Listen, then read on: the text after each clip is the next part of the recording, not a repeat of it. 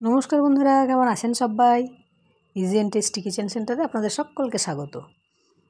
আজকে আমি বানাবো খুব সাধারণ একটি সবজি। এই সজনে ডাঁটা, আলু, বেগুন, বড়ি আর কাঁচা কলা দিয়ে।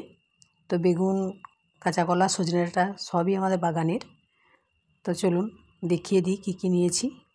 এই দেখুন, আলু কেটে রেখেছি, সজনে ডাঁটা কেটে রেখেছি, বেগুনও একটা কেটে রেখেছি, একটা কাঁচা কলা দিয়েছি, ওটাও কেটে পরিষ্কার করে রেখেছি, আর নিয়েছি বড়ি ডালের। তো এই সমস্ত কিছু আমার রেডি। তো আপনারা সাথে থাকুন, দেখতে থাকুন আমি কিভাবে বানাচ্ছি। প্রত্যেকেরই তো রান্নার একটা নিজস্ব স্টাইল থাকে, আমি বলেই থাকি। তো আমি আমার মতো করে বানিয়েছি, আপনারা সঙ্গে থাকুন, দেখতে থাকুন। তো চলুন রান্নাটা শুরু করি।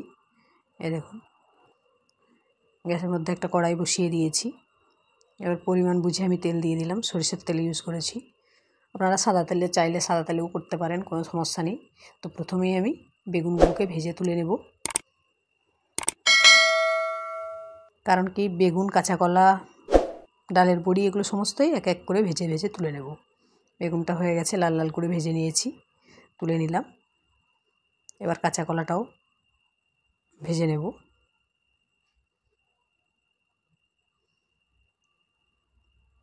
এই যে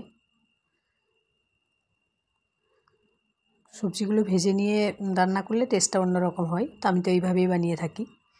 অনেকে আবার ডুবো তেলেও ভাজে, মানে ছেঁকে তুলে রাখেন। তো আমি খুব একটা বেশি তেল ইউজ করিনি, যতটা সম্ভব কম তেল ইউজ করা যায় সেটাই চেষ্টা করেছি।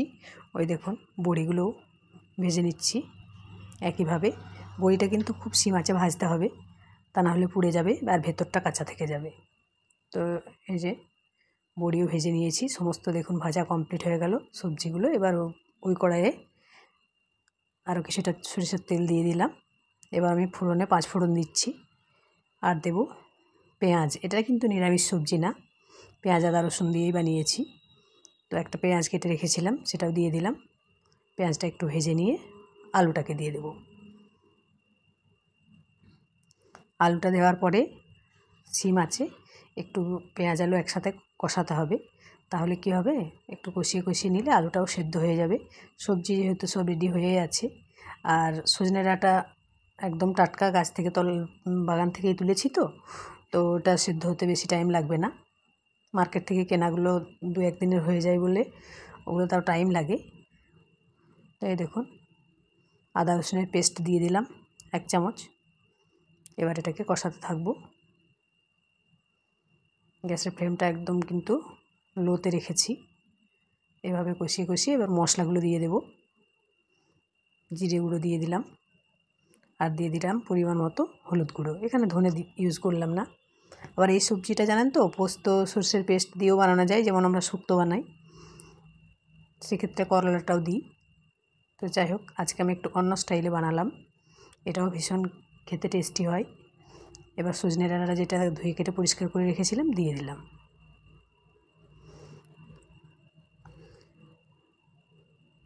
এখনও কিন্তু জল ইউজ করিনি।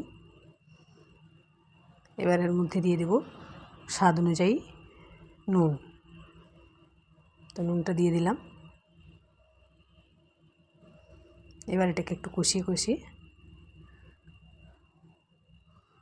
জল ছেড়ে দিলে কী হবে, পরিমাণ বুঝে একটু জল দিয়ে দেব। কারণ কি, তা নাহলে মশলাটা পুরোপুরি কষানো হবে না।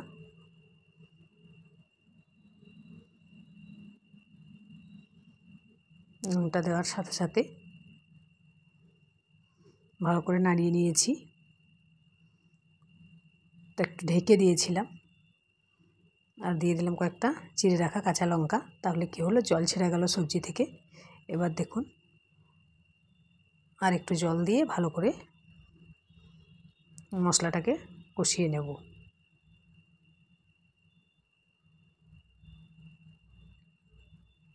আবারও এটাকে ঢেকে দেব। আলুটা দেখে নিলাম, তো আলুটা অনেক সিদ্ধ হয়ে এসেছে।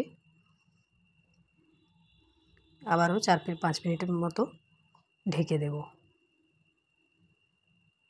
এই দেখুন, ডাঁটা আলু সেদ্ধ হয়েই গেছে। এবার ভেজে রাখা সমস্ত সবজিগুলো আমি দিয়ে দিলাম। রান্নাটা কিন্তু রেডি হয়ে এসেছে। আবার আরেকবার ঢেকে দেব, তাহলে কি হবে, বড়িটা তো শক্ত আছে, ওটার মধ্যে জল ধরে যাবে, বড়িটাও নরম হয়ে যাবে আর সবজিটাও রেডি হয়ে যাবে। দেখুন সবজি কিন্তু রেডি। এবার আমি ভালো করে নেড়ে চেড়ে গ্যাসটাকে অফ করে দেব। অফ করে দিয়েছি। তো চলুন এবার আমি এটাকে একটা বোলের মধ্যে তুলে নিচ্ছি।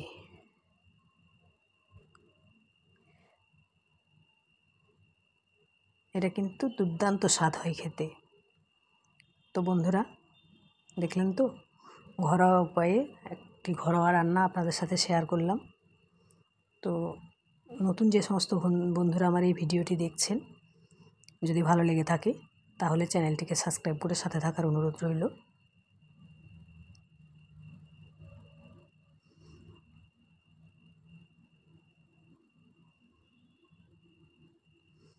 আর রেসিপিটি কেমন লাগলো আমাকে কিন্তু জানাতে ভুলবেন না।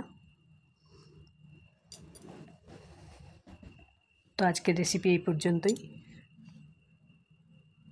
সকলে খুব ভালো থাকবেন, সুস্থ থাকবেন, সাবধানে থাকবেন। দেখা হবে আবারও পরে নতুন কোনো রেসিপি নিয়ে।